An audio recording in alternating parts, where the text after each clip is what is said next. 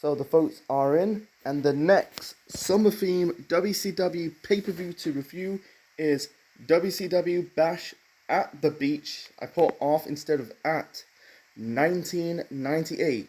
Enjoy the review, folks. What's up, my Central Units? It's the Central Man here, so back again with another WCW pay-per-view review.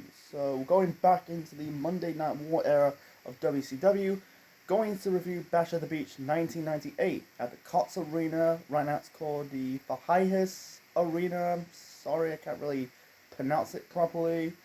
Or the Aztec Ball in San Diego, California on the 12th of July 1998. The attendance of the show was 10,095. Bash of the Beach 98 received about 580,000 pay-per-view buys. This is the highly bought Bash of the Beach pay-per-view in WCW history, and this is the second highly bought pay-per-view in WCW history of all time. Number one is Starrcade 97. The commentators for the show are Tony Schiavone, Bobby the Brain Heenan, and Mike Tenay. So this show took place 1 week after Bill Goldberg defeat Hollywood Hulk Hogan for the WCW World Heavyweight Championship on Nitro at the Georgia Dome. It was kind of like a big deal at the time because it established Goldberg as the top babyface of the company.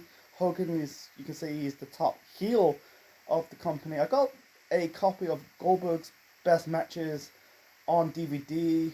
I got that DVD in 2014. This is 2 years before Goldberg made his return to the WWE in 2016. So they really put the Goldberg's match with Hogan on that DVD set. So for many fans, says Goldberg's match with Hogan at the Georgia Dome on Nitro before Bash of the Beach was the last time Nitro beat Raw in the ratings, because this show was in July.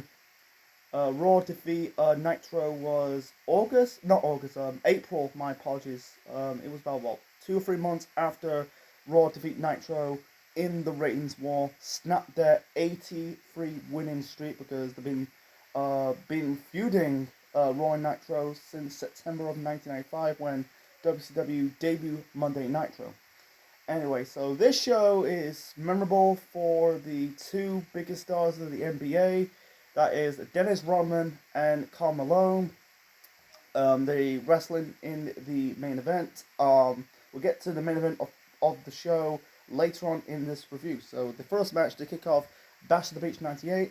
This is a Ravens Rules match. So we got Raven, leader of the flock, taking on Perry Saturn. Saturn used to be part of the flock, but he got kicked out of the group. So he was feuding with Raven and the flock ever since. The match is good. This is a wild brawl between Raven and Saturn. Not the best Ravens Rules match I ever saw. I think it was Raven and DDP. I think it was at Spring Stampede 98. It's been a long time since I reviewed that pay-per-view.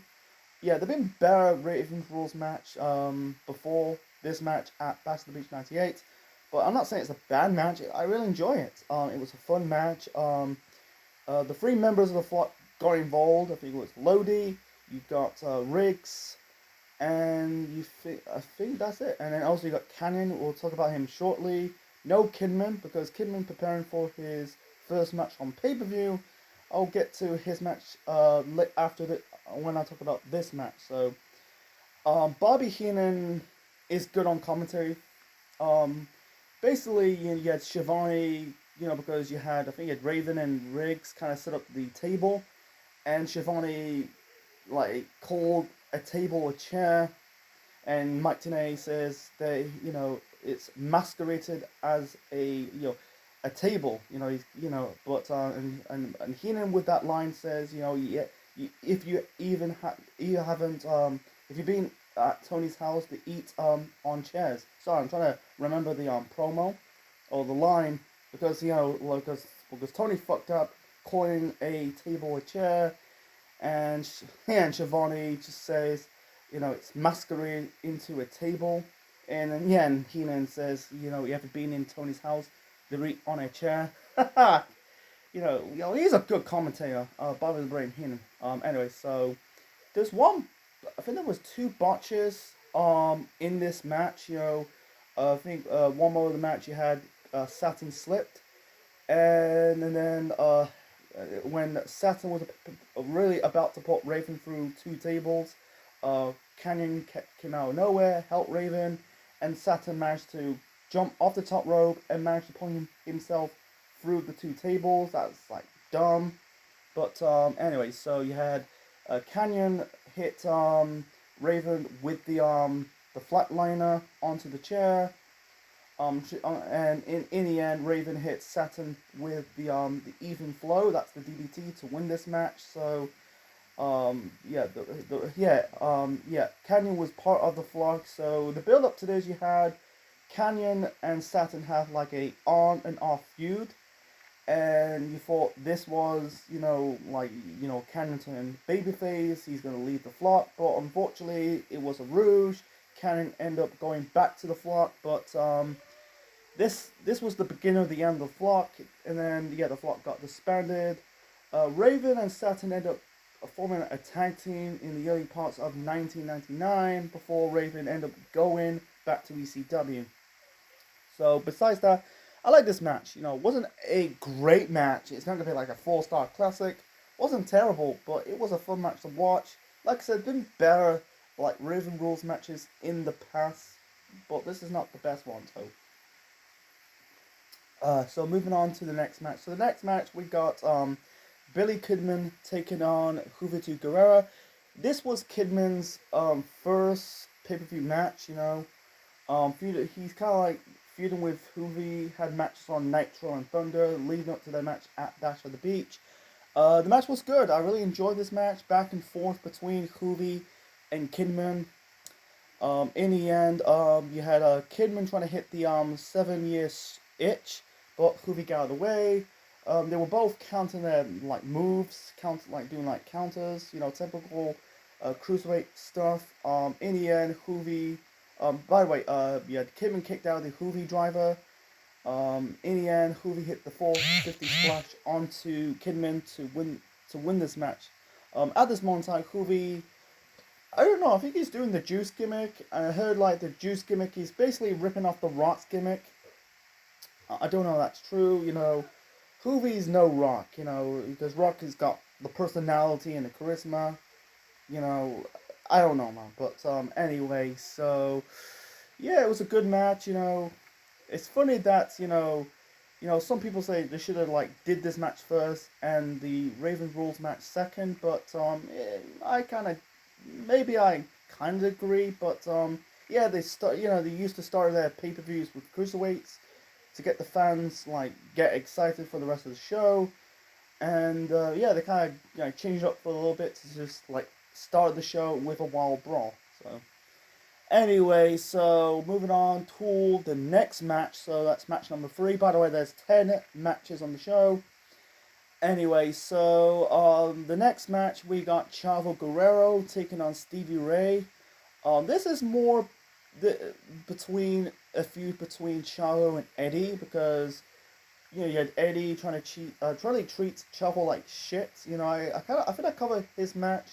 I think it was at Spring Stampede '98. I can't. And did he fight at Did he fight at Great American Bash '98? Don't really remember. It's been a long time since I reviewed these those shows. It's been 2 years, but anyway. So yeah, Eddie treat Chavo like crap. So at this moment in time, Chavo was doing this psycho gimmick. You know, he's riding on a wooden horse called Pepe. I don't know. I'll get more to his gimmick later on. So yeah, the match between Chavo and Stevie Ray came out with the Harlem Heat theme music, because at this moment in time, Harlem Heat is no more. In my review of Great American Bash '98, this is confusing. Is he still part of the NWO? He ended up being part of the group. He ended up becoming the leader of the new NWO in 1999. So the timeline's a bit off to me. Someone could like write down in the comment section below and educate me. But anyway, so the match is just shit. It was more of a. It's just like very short. It was. I think it's the shortest match of the show. It's lasted about a minute and a half. In the end, Chavo, he was basically just doing the posing, muscle posing, did like a dance. He wants Stevie Ray to shake his hand. Stevie managed to shake his hand and squeeze Chavo's hand. Referee called for the bell, and I'm guessing like Stevie Ray made Chavo tap out via a hand squeeze.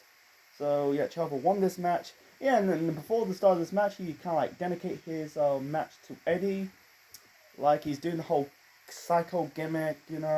Like I said, I'll get to more of that later on. So yeah, it was one of the worst match of the show, and that should never like.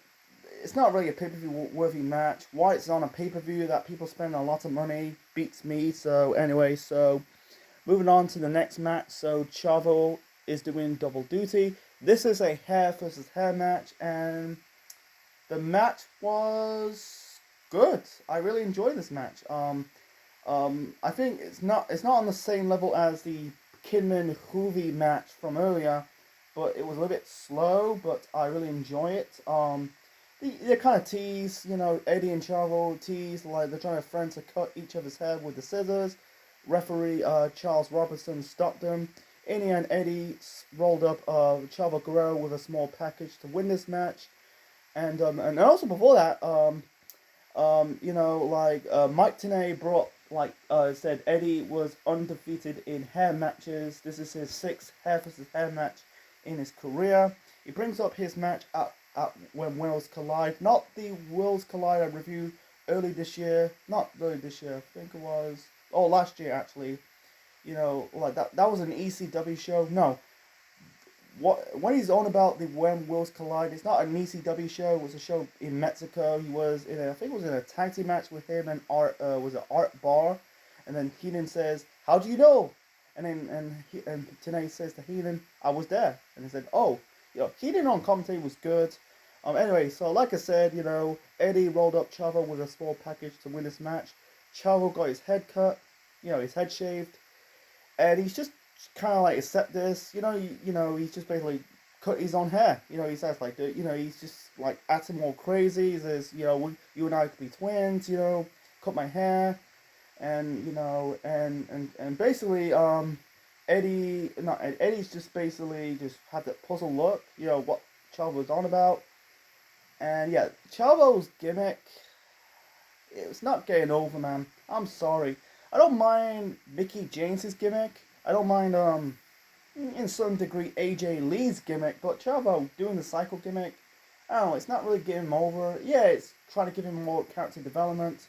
Not just not just the guy who can actually wrestle. Chavo is a good worker. But besides that, this gimmick is it's not for me. So anyway, he didn't really do anything after that.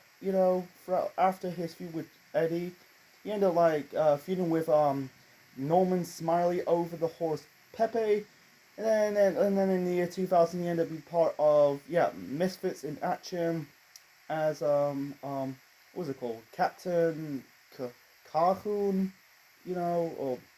He was never really doing much in WCW. He ended up winning the Cruiserweight title in his run in WCW, but it was kind of like after his feud with Eddie, he was kind of like an afterthought. Eddie ended up forming his version of the NWO. By the way, speaking of the NWO, they end up splitting up, you had the black and white and the red and black of the Wolfpack. So yeah, moving on to the next match. So match number 5.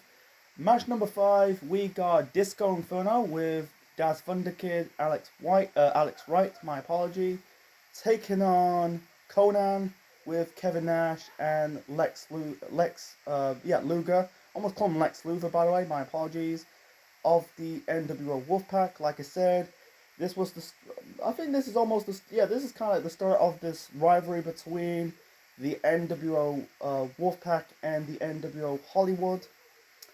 Anyway, they did the whole like mocking the shtick, Conan shtick, you know. Try to keep it short and simple. The match was short. The match was mediocre.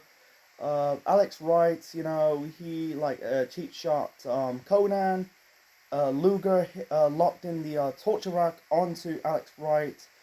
Kevin Nash hit Disco Inferno with the jackknife powerbomb without the referee noticing. And Conan locked in the Tequila Sunrise. I think it was a knee and armbar all together. Very cool move, to be honest. I really like that move. The Tequila Sunrise made Disco tap out. Yeah, and yeah, Conan won this match. So let's move on to the next match. So the next match, this is match number 6. Yeah, match number 6. There was a lot of matches on the show, but you know, by the way. Match number 6, we got the Giant representing the NWO Hollywood. That's the black and white, by the way. Taking on Kevin Green, who's representing the Carolina Panthers. So this is subclear his 5th professional wrestling match. So the last Kevin Green match I covered on this channel was his match with Steve Mungo McMichael. That was at the 1997 Great American Bash pay-per-view, and that match sucked. This match between the Giant and Kevin Green, originally it was supposed to be a tag team match. It was supposed to be Kevin Green and Goldberg taking on Kurt Hennig and the Giant of the NWO Black and White, but they changed plans because Goldberg won the WCW World Heavyweight Championship on the Go Home Nitro, so they really changed plans. So you got this match between Kevin Green and the Giant. And then later on in the night, you had Goldberg defending the WCW World Heavyweight Championship against Kurt Hennig. So, the match between Kevin Green and the Giant, it was an okay match. It wasn't terrible. I thought it was going to be a clusterfuck, boring. It wasn't boring. It was okay. It was a standard match. You know, you had basically Green tormenting the Giant. You know, I think he poked him in the eye, focused on his agility. Then the Giant worked on Kevin Green. Green got his comeback, you know, slamming the Giant in the head first in the ring pose and the barricade. He was going for the 3-point stance, but Giant countered it, hit the choke slam, and got the victory. So, and this was Kevin Green's final match in WCW because the NFL denied him to compete in professional wrestling anymore. He ended up retiring from American football 1 year later. I don't know he came back from... I don't know if he made his comeback in professional wrestling. I'm not too sure. Maybe in an indie show. And really sad for him. He died 2 years ago. You know, he died in late 2020. I think it was on the same time period as, you know, the death of Brody Lee. You know, I did my review of the Dynamite tribute show of Brody Lee. Go and check it out. So, just type in Central Band Network, AEW Dynamite, Brody Lee. You probably find my review of the Brody Lee tribute show. So that was match number 6. Match number 7. This is for the WCW Cruiserweight Championship. First of 3 championships title matches on this show. You have the Cruiserweight title match, the TV title match, and the World Heavyweight title match. The only title that's not on the line is the tag team titles. Who were the tag team champions at the time? Not really too sure. Anyway, so we got Chris Jericho defending the belt. Originally, it was supposed to be him and Dean Malenko because they've been feuding for months now. Jericho was getting super over. You know, he did the 1,004 holds. You know, he was doing the whole Jericho-holic gimmick. You know, that got him super over. And you know, he's this whiny blonde guy. He's getting out of matches. You know, he's feuding with Dean Malenko for months now. This is all about. It got personal because Dean Malenko's dad, Boris Malenko, died in real life. Jericho's, you know, speaking ill of the death of Dean's dad. So, I think on the Golden Week, a few weeks before this, you know, Jericho provoked Dean Malenko. Yet, on-screen commissioner J.J. Dillon said to both Malenko and Jericho, if they touch each other, you know, get involved, you know, they end up fighting, you know, Dean Malenko will be disqualified, and the match will never happen on this show. So Malenko basically shot himself in the foot, attacked Jericho, and then the match is not going to happen, you know, because Malenko got involved, he got disqualified, and he got suspended. So anyway, so Jericho came out wearing a hat, holding the cane. I think he was doing like a sous chef, some kind of dance. Then you got J.J. Dillon coming out and announced Jericho would defend the title on the show against a guy who's not wrestling for 6 months. And that guy is Rey Mysterio Jr. This is their first match since they had that match at Sold Out in early that year. Yeah, and Jericho injured Rey Mysterio after he defeat Rey for the Cruiserweight title on that show, injured his knee in the process. It really established Jericho as a heel. Anyway, so the match this is a no DQ match, and Jericho announced it. He wants a no DQ match, and now we got it. So the match was good. Wasn't a great match. There've been better matches before this. They had better matches in WWE a decade later. That's my opinion. But besides that, it was good. The one moment of the match, they were fighting on the pay-per-view set. It was on a sandy beach. Mysterio did like a move off the lifeguard tower. That was cool.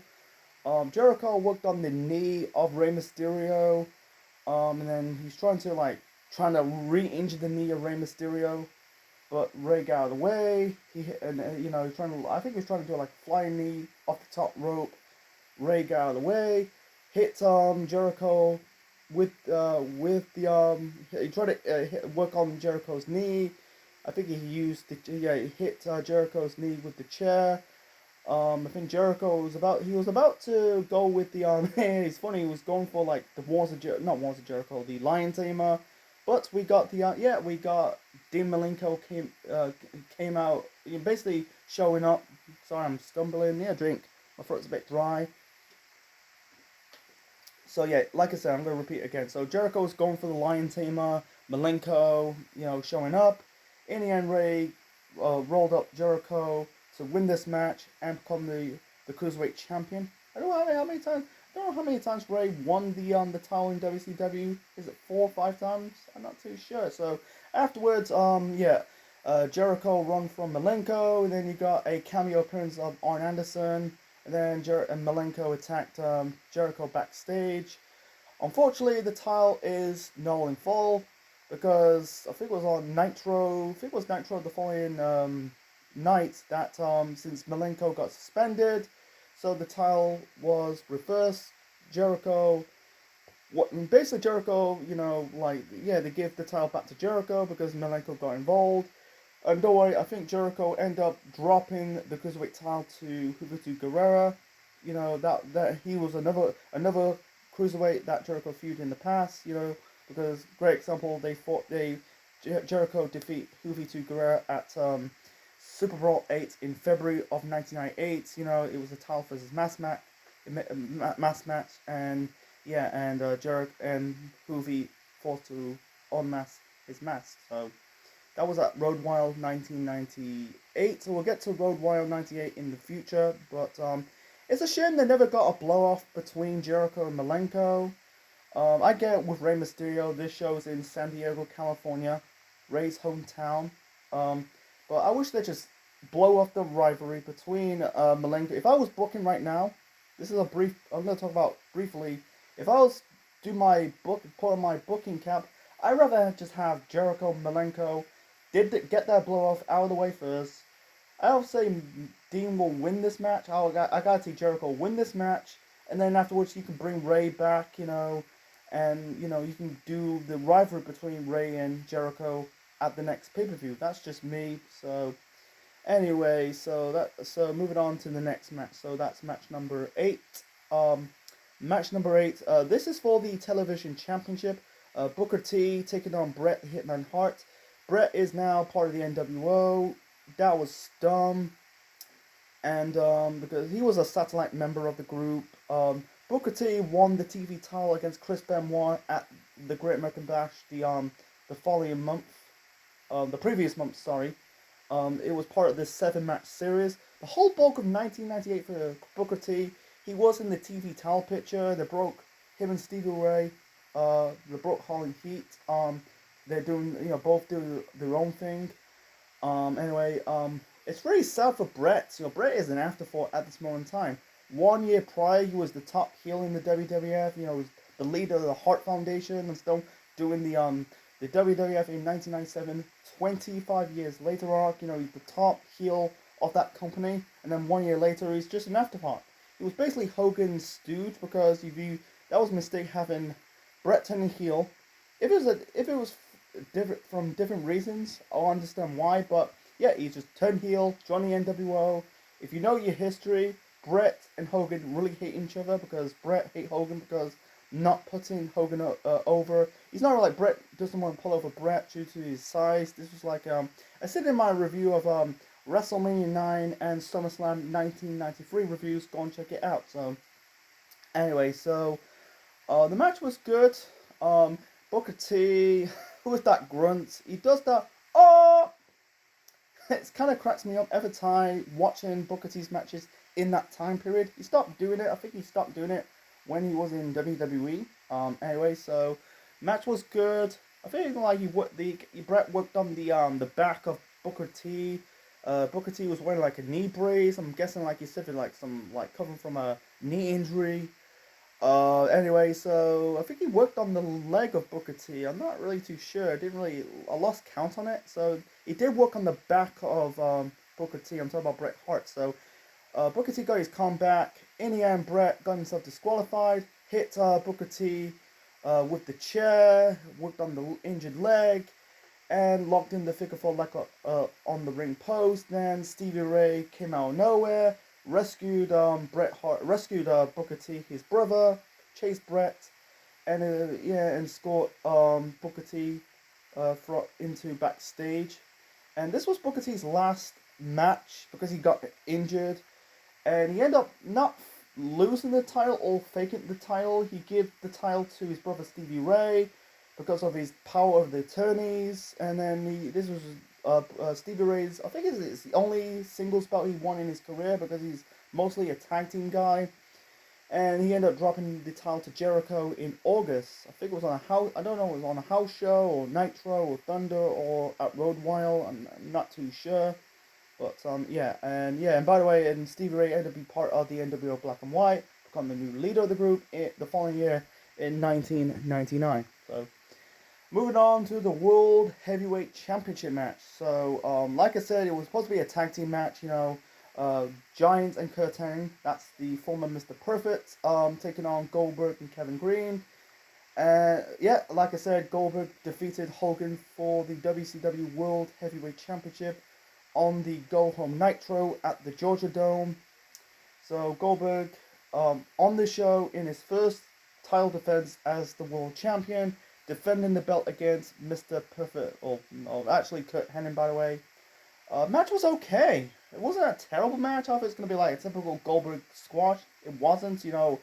Kurt Hennig has some offense. He kind of locked in, like, worked on the leg of Goldberg, hit the Hennig plex, the former known as the Perfect plex. Goldberg kicked out.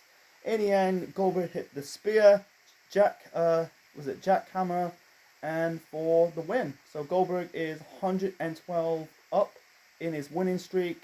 He will hold the belt until dropping the world title to Kevin Nash at Starrcade at the end of the year in a most anticlimactic way. You know, Scott Hall dressed as a security guard, hitting him with a cattle prod. So I might review Starrcade 98 in the future, but not right now. So moving on to the main event. So the main event, this is a tag team match. We got Hollywood Hulk Hogan with Dennis Rodman taking on Diamond Dallas Page and Karl Malone. Rodman and Malone, they kind of feud, you know, the biggest stars of the NBA. I understand why they brought them into WCW to get that mainstream appeal. We'll get to more of that later on. So yeah, this show take place one month after the NBA Finals. It was the Chicago Bulls taking on the Utah Jazz. You know, go watch The Last Dance. It's the Michael Jordan documentary. It's covering Michael Jordan's last season with the Bulls before going to end his career with the Washington Wizards. So they had one legend of the build up to this. You had basically Rodman miss practice because his team preparing for one of the matches against the Jazz in the playoffs. You had Roman on an episode of Nitro hanging around with Hulk Hogan. He did main event the previous year's Bash of the Beach. It was a tag team match. Him and Rodman Hogan taking on the Giant and Lex Luger. So I understand why mainstream appeal. I think and also during I think it was called the Tonight Show, Rodman and Malone almost got in like an altercation, a fight. So yeah, trying to bring that mainstream appeal to WCW, and yeah, it kind of worked. The match itself, this is the worst match of the night. I'm sorry, I was bored. Rodman and Malone, they're not wrestlers, man. Let's be honest, man. Rodman did wrestle like before this match, but let's be honest, he got so many offense. Same as Malone. I wish they just have Hogan and DDP 85%. And by the way, Malone on the Go Home show to Nitro hits Kurt Hennig with the diamond cutter, helping Goldberg defeat Hogan for the world title. Anyway, the match sucked. To be honest, man, I was bored. Almost 25 minutes long. It was a chore. Malone and Rodman, come on, man, give me a break. If they just had 3 or 4 moves, you get like the R moment with the fans. The fans really turning on this match. They were chanting boring. It was boring. Short and simple. In the end, the Disciple, that's Ed Leslie, by the way, the former Bruce's Beefcake, hit DDP. First off, I think Malone or DDP hit Hogan with the diamond cutter. And then you got the Disciple hit DDP with the Ace, what's it called, the Ace Buster, and Hogan and Rodman got the victory because they lost the previous year's main event. So yeah, and afterwards, the heels stand tall, and then you got the three, 4 members of the NWO came out. I think you had Scott Hall was not booked on the show. You had I think you had Hennig. You had Scott Steiner. You had Vincent. They did the whole two suites, and that was it. So yeah, granted this main event got like mainstream appeal, for the company, absolutely. But I wish they just cut this match in half. Give that time to other matches on the show, and just give it just do like a 10-minute match. If they did that, maybe. I'm not gonna expect this is gonna be like a 4-star classic, but to me, it was a chore. It was a dud. Malone and Rodman had no business to be in the ring that long. Leave it to the professionals. DDP and Hogan. If they did like Hogan and DDP start this match off and rid the whole boat of the match. Them wrestling for 80% of this match. And 30% between Rodman and Malone, they had their moments, brawling. Maybe it could have that R moment. Maybe I'd probably give it like a 3-star. Maybe it could be maybe a decent main event. I think that's the problem with WCW's pay-per-views. In the main event, sometimes in their pay-per-views systems, sometimes when I watch these shows, they end up having like a crap main event. This is during the Monday Night War era. They end up having a crap main event and also have like the undercard always delivered. So that's my spiel in it. So anyway, so my final rating for WCW Bash of the Beach 1998. Despite of the main event, I'm going to give the show an 8 out of 10. This is a good show. I really enjoy most of the match. The 2 matches in the back for me has to be, the tag team match in the main event and Stevie Ray versus Chavo Guerrero. That was more comedy. The okay is the okay. Like Giant versus Kevin Green, and Goldberg versus Kurt Hennig. But I really enjoy the most of the match. I like the opener, Raven versus Saturn. I like the cruiserweights on the show, like Conan. You had I also put like Conan. I forgot Conan and Disco Inferno in the bad. That was filler, but like Kidman versus Juventud Guerrera, like Jericho versus Rey Mysterio. I like most of the Booker T Bret Hart match for the TV title. Yeah. I give it 8 out of 10. I suggest watching the show. You know, skip the 3 matches I mentioned in the bad, the tag team match in the main event, Conan versus Disco Inferno, and Stevie Ray versus Chavo Guerrero. And also, and then speaking of, and I don't mind the hair versus hair match. That was also a good match. The aftermath was a bit awkward, but yeah. So I hope you enjoyed my review of WCW Bash at the Beach 1998. Leave your thoughts in the comments below. Smash the like button. Click the like, click the bell. Be part of the Central Unit for more wrestling videos or more if you're not subscribed to the channel. Next time, I'm taking a week, a break from reviewing some WCW pay-per-views, because the reason why, because I'm on holiday. When I do come back, I haven't gone into the WCW 2000 memory well. The last WCW 2000 pay-per-view I reviewed on this channel was Sold Out 2000. So let's go further into that year, into the summer of 2000. So, man, I want to review one of the worst shows, probably the worst wrestling show of all time. It's in Canada. You had Judy Bagwell on the pole match. You had a Canadian Rules match. You had Goldberg breaking the script. It's in the year 2000. It begins with 3 words: New Blood Rising. So that's the next show to review on the WCW/NWA pay-per-view review segment. So this is Essential Man officially signing out, and that's my review of WCW Bash at the Beach 1998. I give it a thumbs up.